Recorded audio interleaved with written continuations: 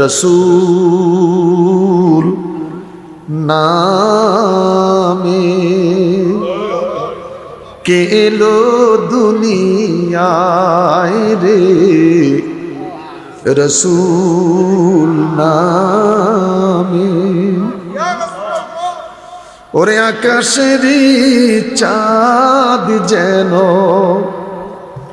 ওরে আকাশেরই চাঁদ যেন জমিনে উদয় রে, রসূল নামে।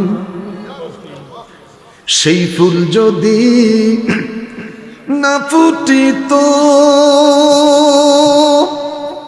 আমার আল্লাহ কিছুই পয়দা না করিত রে, ওরে না হইতো আরশ কুরসি, ওরে না হইতো আরশ কুরসি, এই বিশ্বভুবনে রে, রসূল রসূল। সিদ্দিকে আকবর নবীকে ভালোবেসেছে, আমার নবীর সাথে জান্নাতের চাদর মুবারকে ঘুমিয়ে আছে। সিদ্দিকে আকবরের জীবনে একটাই তামান্না ছিল, আমি নামাজ পড়বো জামাতে, সেই নামাজটা পড়বো আমার নবীর পিছনে।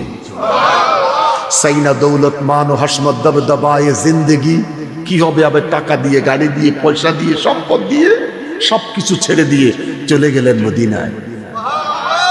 এক টুকরা জায়গা খরিদ করলেন, একটাই কারণ, আমি নামাজ পড়বো জামাতে, ওই নামাজ পড়বো আমার রসূলের পিছনে। আমি আইসা খুশি হলাম।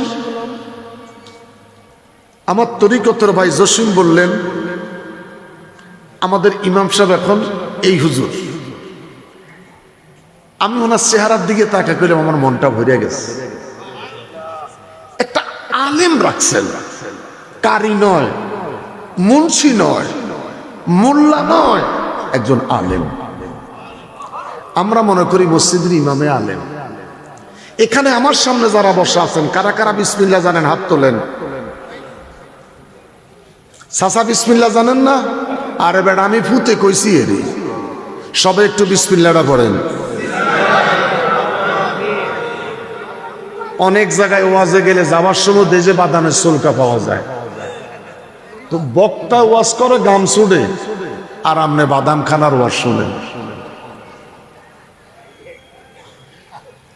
আমনে মোল্লা কাজীমুদ্দিনের রুহানি সন্তান, প্রথম কাতারের মুসল্লি, আমনে যদি ফান খানার ওয়াজ শুনেন, একই অবস্থা।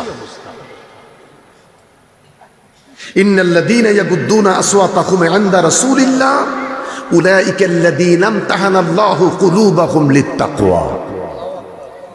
আমরা পীরের মুরিদ হইছি, তাকওয়া নাই। আমরা পীরের কি হইছি? মুরিদ হইছি।